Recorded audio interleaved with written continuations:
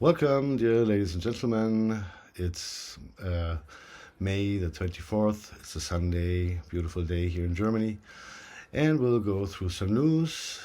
We start off with here, it's The Conversation online news platform. It's from May the 22nd, 2026, Global Edition. And we have here an article about the US and relation to Cuba. And here it says, for decades, US administrations have tried to rid Cuba of the Castros. In the early days, this took the form of CIA plots to assassinate revolutionary leader Fidel. Though invasion poisonings and reportedly exploding cigars and infected scuba suits, none worked.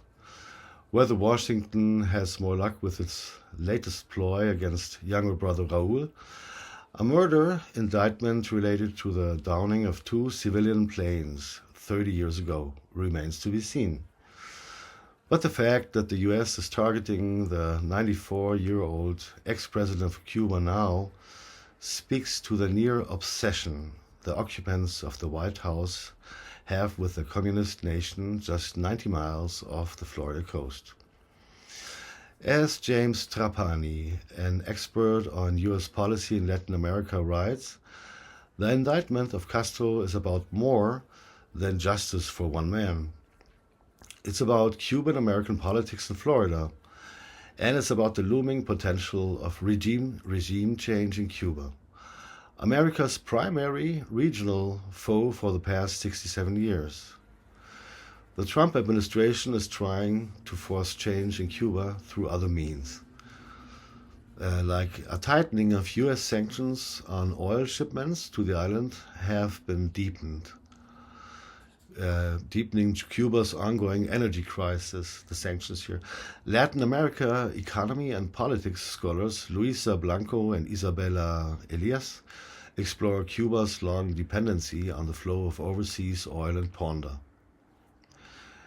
Whatever Cuba chooses to do about its energy crisis, it will also remain dependent on foreign nations.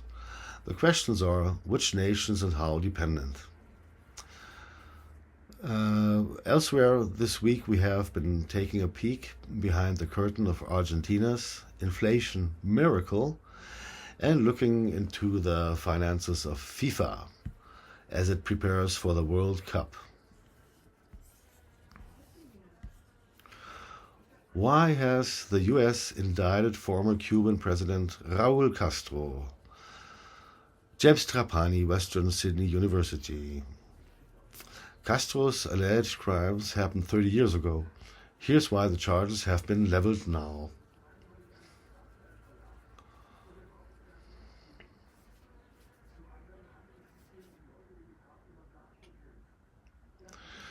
Okay, so the reason let's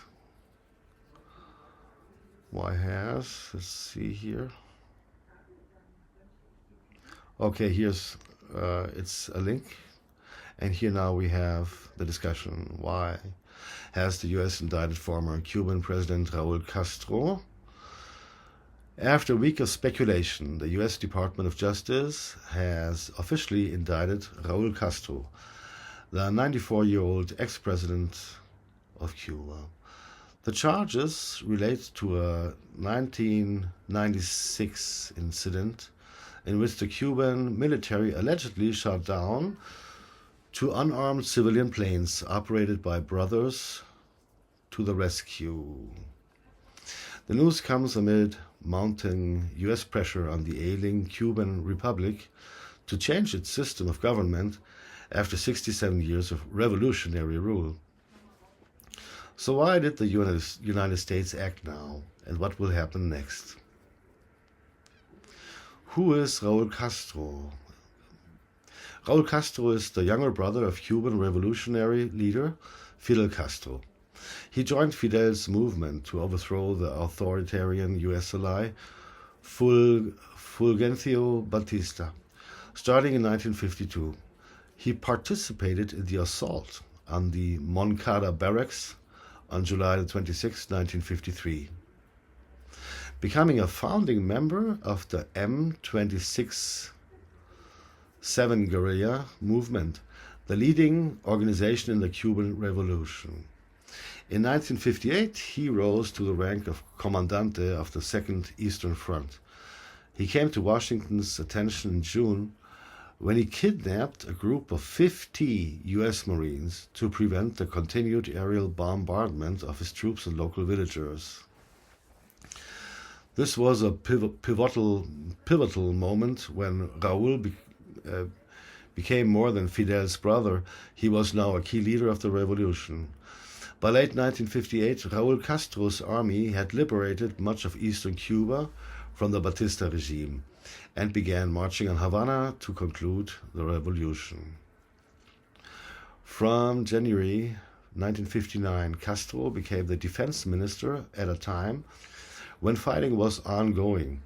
For decades, he was the face of Cuba's military and the island's defense. When in April 1961, a group of 1,400 Cuban exiles, supported by the U.S. Central Intelligence Agency, attacked Cuba at the Bay of Pigs, Castro's military secured a famous victory against the exiles and the U.S.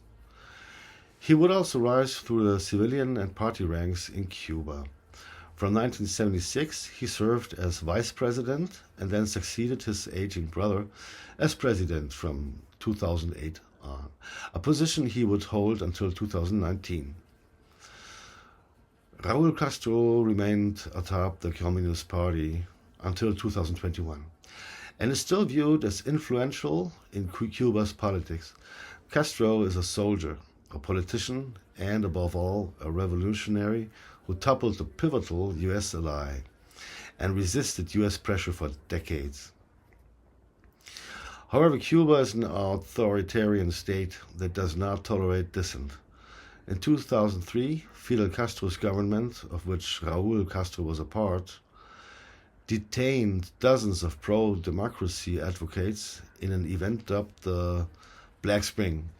One of those detained, José Daniel Ferrer, founder of the Patriotic Union of Cuba, called on the U.S. to stand with the opposition forces in 2025. What is he accused of doing? Cuba has been subject to a blockade by the U.S. since 1960. It was also subject to an embargo by the members of the Organization of American States, OAS, which includes almost all the countries in the Western Hemisphere between 1964 and 2009. The economic survival of Cuba has always been dependent on the support of a large nation willing to supply it with fuel. During the Cold War, there was the Soviet Union, whose 1991 collapse was devastating for Cuba and its government. The special period following 1991 saw fuel shortages, declining food production, social unrest, and a large-scale emigration from Cuba. Cuban exiles boarded unstable flotillas in their tens of thousands, hoping to join other exiles in Florida. The Clinton administration in the U.S. eventually allowed for mass migration, and the U.S. Coast Guard was regularly helping to save stranded Cubans. Despite this, dozens of people drowned at sea. A group of Cuban exiles, led by self-declared Bay of Pigs veteran José Basulto, flew reconnaissance flights and reported the location of stranded Cubans to the Coast Guard. But the flights had other motives. On several occasions, the planes flew into Cuban airspace, ignored warnings, and dropped propaganda designed to trigger anti-government activity. Records made public by William Leo Grande and Peter Kornblue, authors of a book on the topic, reveal the U.S. knew of these operations and feared Cuba would eventually shoot down the planes, creating an international incident. On February 24, 1996, the Cuban military indeed shot down 2 planes, killing all 4 people on board. Now, 30 years later, the U.S. Department of Justice alleges that Castro, the then defense minister, and 6 others are criminally responsible for the murders of the 4 men, 3 of whom were U.S. citizens. The U.S. Attorney for the Southern District of Florida, Jason A. Reading Quinones, said, "This passage of time does not erase murder. Why is the U.S. acting now? Cuba is again suffering under a U.S. blockade, this time initiated following the removal of its fuel guarantor, Venezuelan President Nicolas Maduro, in January. New Venezuelan President Delcy Rodriguez was pressured into ending oil shipments to the island, as were Mexico and other regional partners under the threat of crippling tariffs. Cuba declared last Thursday it had no fuel or diesel remaining at all. Meanwhile, the humanitarian condition worsens. Amnesty International reported in 2025 that most Cubans were struggling to find sufficient food and medicine.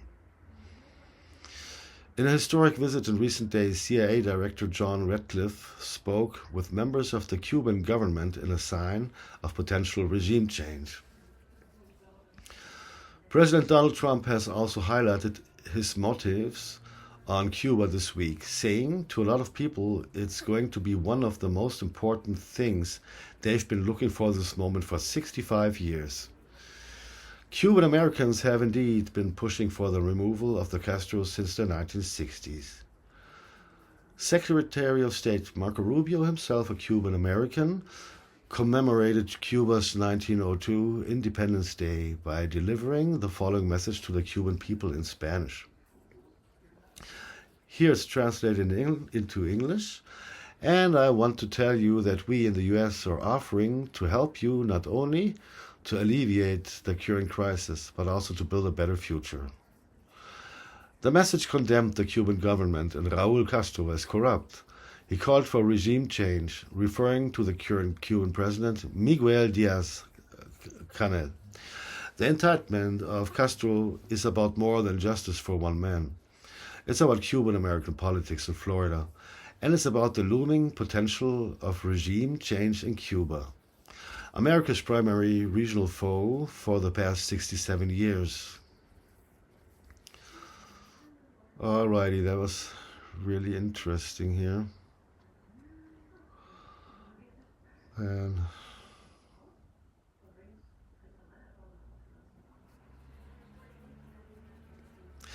this is really interesting here, an article about the wildfire risk in the Scottish Highlands and Irish Uplands. It is from The Conversation, the platform. It was published May 22nd, 2026 here. Will Hayes. Wildfire risk is now spreading to cool climates like the Scottish Highlands and Irish Uplands. The most destructive wildfire season on record in Europe was in 2025, with more than 1 million hectares burned and tens of thousands of people displaced by fires across the continent. And for people in Ireland and Britain, the type of destructive wildfires that ravage southern Europe each summer can seem like a distant problem. But these fires are not confined to the dry Mediterranean landscapes of Spain, Portugal, and Greece. In recent years, they have started to extend into regions more commonly associated with rain-soaked hills and bogs.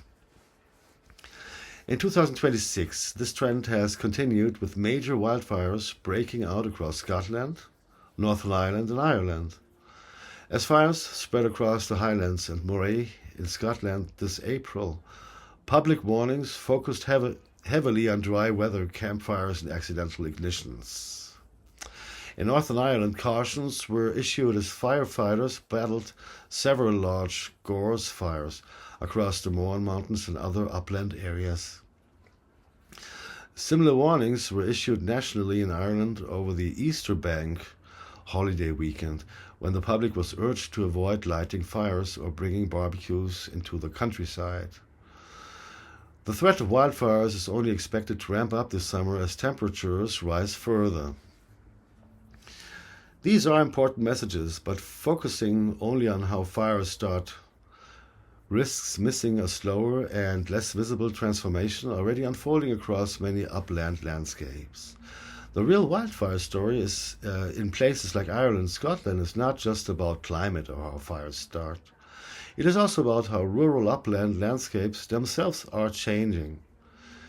Changing farming styles, for example. Recent research explores how decades of agricultural policy reform under the EU's common agricultural policy, alongside falling farming populations and declining active land management, are reshaping vegetation patterns across Ireland's uplands. Historically, many upland landscapes were actively managed through livestock grazing, cutting, and controlled patch burning. These practices help maintain open landscapes and reduce the buildup of highly flammable vegetation. But that balance has shifted. Reduced grazing pressure and changing land management practices are contributing to the expansion of highly flammable vegetation such as gorse, heather, and purple moor grass. While lower grazing pressure can bring biodiversity benefits and support natural regeneration, it can also increase the amount and proliferation of flammable vegetation across the landscape, known as fuel loads and fuel continuity. In practice, this means larger and more connected stretches of vegetation that allow fires to spread more rapidly and across greater distances. This is especially concerning in upland areas where the average age of people working on farms is rising and active land management is declining.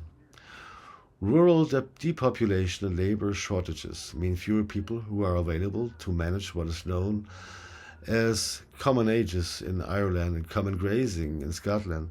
That means less maintenance of grazing systems and a reduction in the small, controlled vegetation burns that historically decreased wildfire risk by clearing vegetation and creating fire breaks. As one upland farmer in County Kerry recently described it to me, with a Kerry butter, huh? It's a bomb waiting to go off. Well, yeah, that's crazy.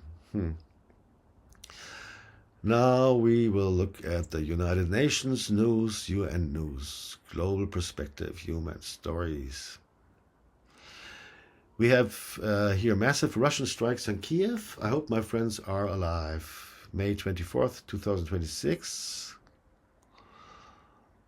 Let's see here.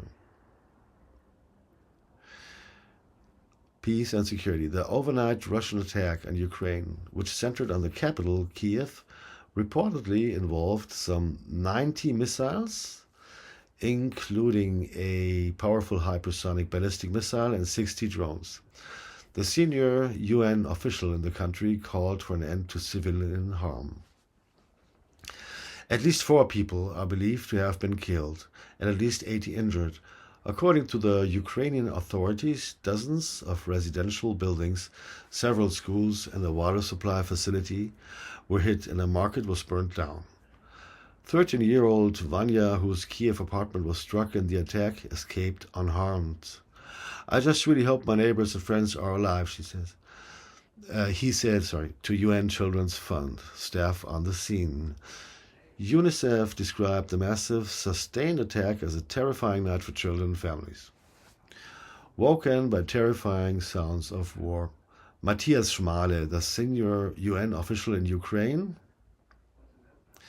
said that he and his colleagues had all residents of Kiev being woken up in the middle of the night by loud sounds, and the strike lasted around 7 hours, and a lot of debris sparked fires. Civilians live with immense risks as a result of this relentless violence. Yeah, there was this hit here. Then we've got here.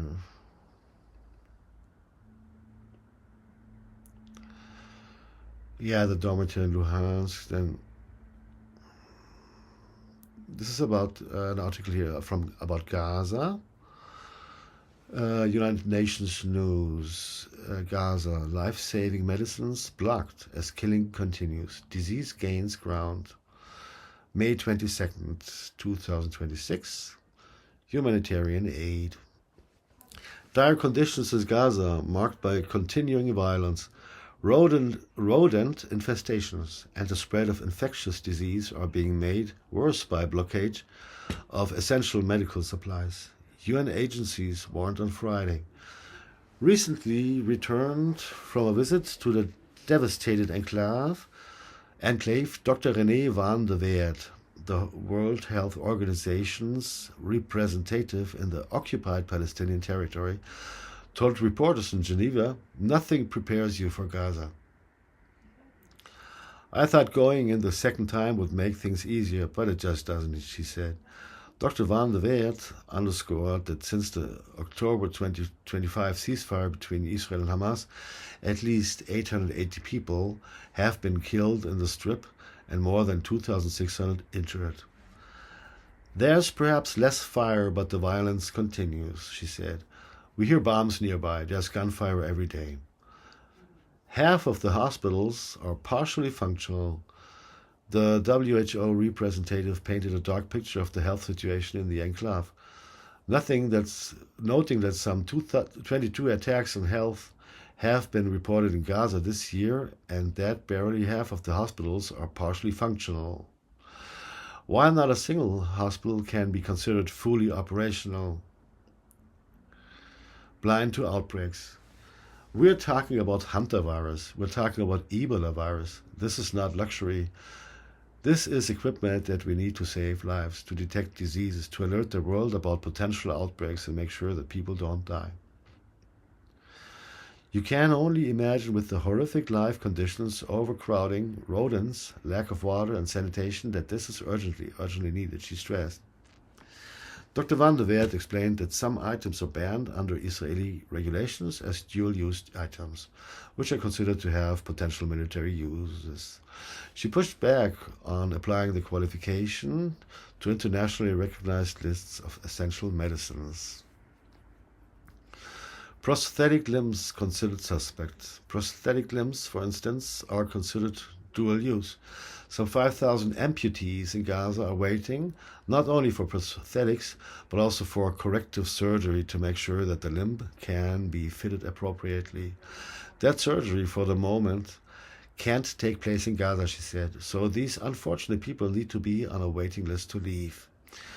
WHO has supported the health authorities on organizing medical evacuations for thousands of patients to more than 30 countries. Since its February reopening, the Rafah crossing has been a key gateway through which patients can leave the Strip to Egypt. Dr. van der Weert said, while from the Kerem Shalom crossing, which can be used up to once a week, patients can go through a very long and complicated pathway to Jordan. Yeah, that's crazy. UNRWA is irreplaceable here. WHO's Dr. van der Weert insisted that nobody can replace what UNRWA is doing here. Dr. Seta deplored the fact that because of the Knesset bills against UNRWA, the agency is unable to bring medicines inside Gaza and the West Bank and lost 2 of its East Jerusalem health centers earlier this year, which used to serve 11,000 patients annually. Yeah, okay. Then we have here Haitian children paying the highest price amid surge in gang recruitment. This is interesting here. It's was published on May 21st, 2026. Peace and security also here. And as gangs continue to terrorize communities in Haiti, children are the ones paying the highest price. The UN Special Representative for Children in Armed Conflict warned on Thursday. Children now constitute around half of the gang members, who have taken de facto control of large swaths of the country, Vanessa Frazier told journalists at UN headquarters, following her first fact-finding mission to the Caribbean island nation. Some 18,000 schools are reported destroyed, damaged, or non-functional. Today, children in Haiti are facing levels of violence that no child anywhere should ever endure, she said. In a country where gang violence has led to widespread disorder for many years, Fraser said, Growing up in Haiti means a daily struggle to survive, live in constant fear, and be subject to intimidation, violence, family separation, displacement, and trauma as gangs take advantage of the vulnerability of those children. In 2025 alone, the recruitment and use of children nearly tripled. At the same time, killing, maiming, and abductions of children almost doubled, with sexual violence also rampant and increasingly used as a deliberate tactic to instill fear and punish communities. Children are victims. The Haitian government and its partners reassured me that the protection of children is at the center of their agenda, she said. One major development is the implementation of the handover protocol signed with the UN in 2024 to facilitate the transfer of children associated with gangs to child protection services. For children who may have committed serious crimes, Mrs. Fraser said, international juvenile justice standards apply, with detention only as a last resort. I stressed in all my meetings that children encountered during security operations must be treated first and foremost as victims, Mrs. Fraser said. They must be swiftly handed over to the child protection services for care, protection, and reintegration. However, she warned that this principle was not always being followed by authorities and called for change. At an overcrowded detention facility in Port-au-Prince called Semicole, Mrs. Fraser said 80 children have been held for many years in disastrous conditions without charges, including many on suspicion of association with gangs. None has ever been seen by a judge. Most do not receive visits from their families. They are on their own. Window of opportunity. Ahead of the launch on June the 1st of the Security Council mandated Gang Suppression Force, GSF operation, Mrs. Fraser called on authorities to end the mistreatment and release the children being held as per the handover protocol. I want to emphasize that there is a window of opportunity now to do the right thing as the GSF deploys. Security and child protection cannot be separated, she said. Efforts that focus on long-term reintegration outcomes for children are also being ramped up, particularly in the capital, Port-au-Prince, and Les Cayes, where a facility is being renovated to receive up to 600 children separated from the gangs. The broader humanitarian and protection crisis is compounding children's suffering. Many live in areas fully controlled by armed gangs, cut off from school, healthcare, and basic protection services. I was informed that 18,000 schools were either destroyed, damaged, or non-functional because of the gangs, she said, creating conditions that isolate children and dramatically increase their vulnerability to recruitment, exploitation, and abuse. Military use of schools and hospitals also surged sharply, highlighting a sharply deteriorating protection environment. No child should have to grow up in such conditions, Mrs. Fraser said. Hope despite uninterrupted cycle of violence. I met young children and adolescents who were already in a situation of vulnerability within their own homes and had gone through an uninterrupted cycle of violence inside and outside their homes, Mrs. Fraser said. However, Mrs. Fraser also said that while heartbreaking, the children's testimonies were full of hope. They told me they want only one thing, to go to school, to play, to learn, and simply to be children again.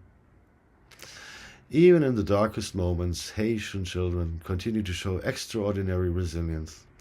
They deserve more than survival. They deserve the chance to grow, to dream, and to reclaim their childhood. She said she had been profoundly moved by the resilience and courage of Haiti's youngest generation. Yeah, wow. So, let me have a look here, then we can... Okay, let's peek over. We've got some vids here to look at. Here's something interesting. It's The Enforcer, and about the strikes, the Russian strikes, and the situation between Russia and Ukraine here. Let's go if to have a look if it's the right position. 1 second. Okay. Ukraine, using hundreds of drones, dozens of missiles, and one Oreshnik system. According to media, the Russians were mainly attacking just 3 cities of Ukraine. We are talking about the settlement of Kiev, the city of Kiev, the capital of Ukraine, the city of Biela Tserkva, which is located to the southwest of the city of Kiev, and the settlement of Starokonstantinov, which is located. So here we have the details. It says, the massive Russian strike on Kiev. The enemy carried out one of the most massive attacks on Kiev in 2025 and 2026. More than 50 rockets and up to 700 UAVs of various types were used. A map has been created to show the movement of rockets and UAVs during the attack. So here you see Kiev and all the strikes here. Located to the west of the capital of Ukraine, in the western parts of Ukraine.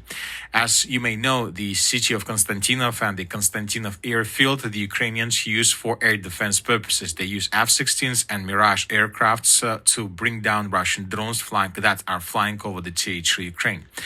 So once again, that was one of the biggest attacks, and the most important is that the Russians, for the 3rd time since the beginning of the special military operation, have used the Oreshnik system.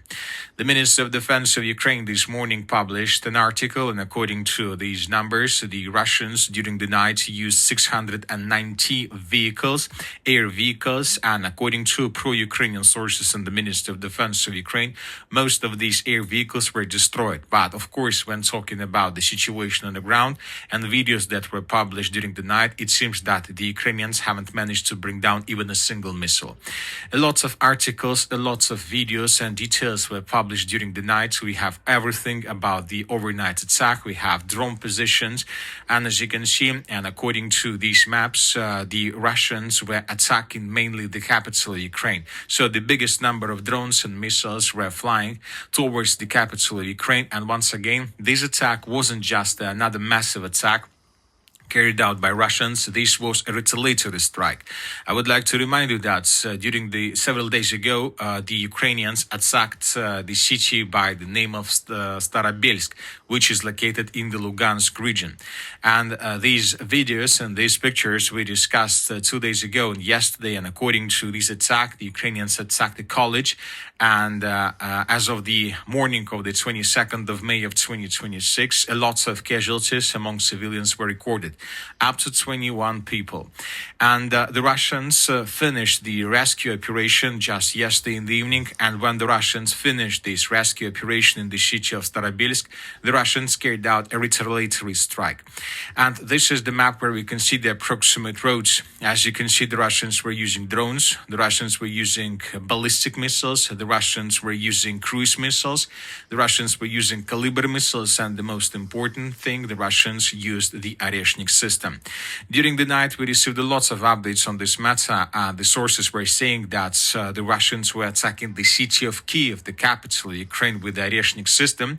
But this morning, we came to conclusion, and later this information was confirmed both by the Minister of Defense of Ukraine and different Ukrainian sources, that the city of Kiev was an attack with the Oreshnik system. The Russians were attacking the city of Kiev just with missiles and drones. Yeah, that's true. So then here's an interesting video I would like you to see. It's kind of really fascinating. Turkey, it's from the military show. Turkey just gave Russia a devastating blow. Here. In 2021, Turkish President Erdogan received a gift from the Nationalist Movement Party, a map of the Turkic world. It covered enormous swathes of Central Asia, the Caucasus, and notably significant portions of southern Russian territory, as well as China and the Balkans. The implication was that this is the Turkic world, the name for the diverse ethnic groups across Eurasia, and Turkey is its natural center. Rather than public outrage, the Kremlin spokesperson Dmitry Peskov simply dismissed the map's accuracy, noting that the true center of the Turkic world was actually the Altai region, which happens to sit squarely inside Russia's borders. To the Kremlin, this was a small diplomatic jab and more akin to political posturing for Turkey's internal aspirations rather than a geopolitical move. But fast forward to today, and the mood in Moscow has changed considerably. The map is one more sign to the Kremlin and President Vladimir Putin that Russia's grip on Central Asia is slipping, and that Turkey is ready to fill the void.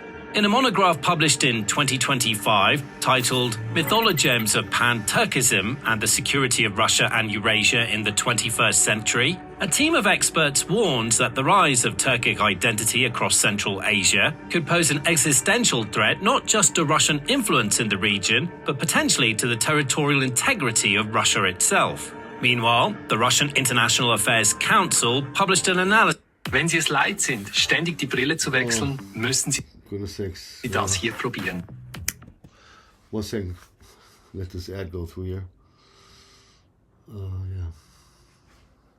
2026, warning of Turkey's pan-Turkish policy spreading through the region. That's a dramatic shift in tone, and it tells you that something real is happening in Central Asia, that Moscow had previously spent decades trying to prevent it.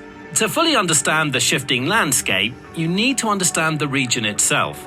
Central Asia contains 5 former Soviet republics: Kazakhstan, Kyrgyzstan, Tajikistan, Turkmenistan, and Uzbekistan.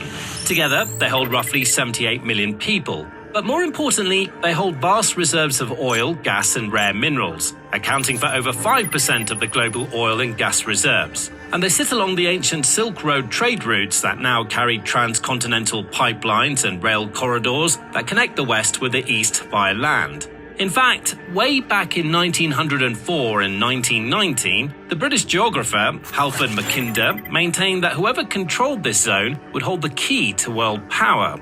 You don't have to buy into that theory entirely to recognize that every major power on Earth has already had an interest in what happens here. During the early 20th century, the Soviet Union sat squarely as the de facto controller of most of the area, and it was a prominent world power.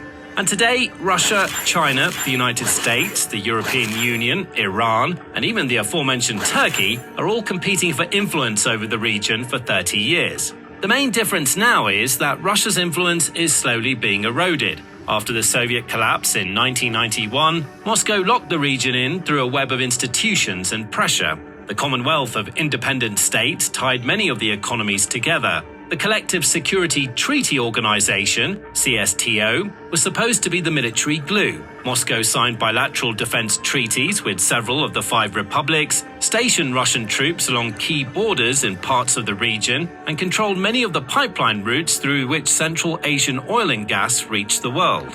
When any of these countries stepped out of line, the Kremlin didn't hesitate to squeeze the noose just a bit tighter. Moscow reportedly demanded a 20 to 40% stake in Kazakh deposits that were still in the exploration phase, almost completely suspended oil exports from Kazakhstan from May to August, and also pressured Turkmenistan over gas revenues. The region was consistently a Russian point of interest, primarily because its economies remain deeply tied to Russia through trade, energy infrastructure, and remittances sent home by millions of Central Asian migrant workers employed there.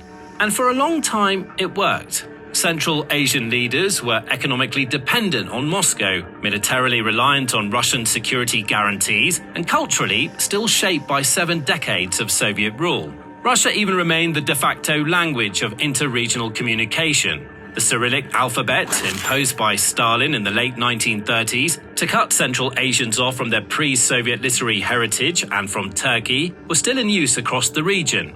In fact, the people who live in 4 out of the 5 republics, Uzbeks, Kazakhs, Kyrgyz, and Turkmens, shared common ancestry, religion, and linguistic ties long before the Soviet Union, with minorities scattered across the area. While these identities were not created by the Soviets, Moscow formalized and rigidly divided them into separate republics during the Soviet period. Yeah, so something is changing there. A lot of new situations unraveling here, and we've got something really interesting here also. Turkey versus Greece, the NATO war that's already started. They say Turkey and Greece, nations in minutes. Here, have a look at this, please.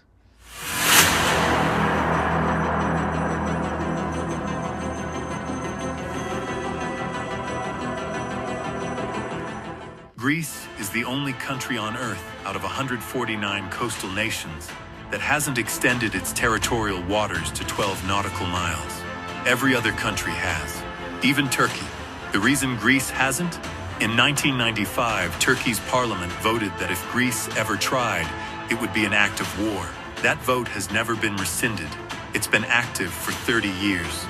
Two NATO allies. One has a standing declaration of war against the other, and nobody talks about it. Right now, Greece spends more of its GDP on defense than almost every country in NATO. Not because of Russia, because of Turkey, the country sitting on the other side of the same alliance.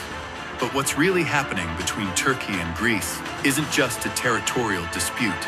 It's something far more dangerous. A slow-motion arms race between two countries that are supposed to be on the same team. This is the NATO war that's already started. To understand why two NATO allies are closer to conflict than most people realize, you need to understand one number, 12. Under international law, every coastal nation has the right to extend its territorial waters to 12 nautical miles from its coastline.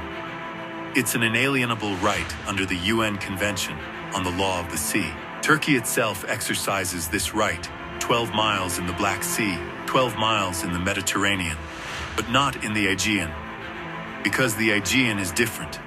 Greece has over 6,000 islands.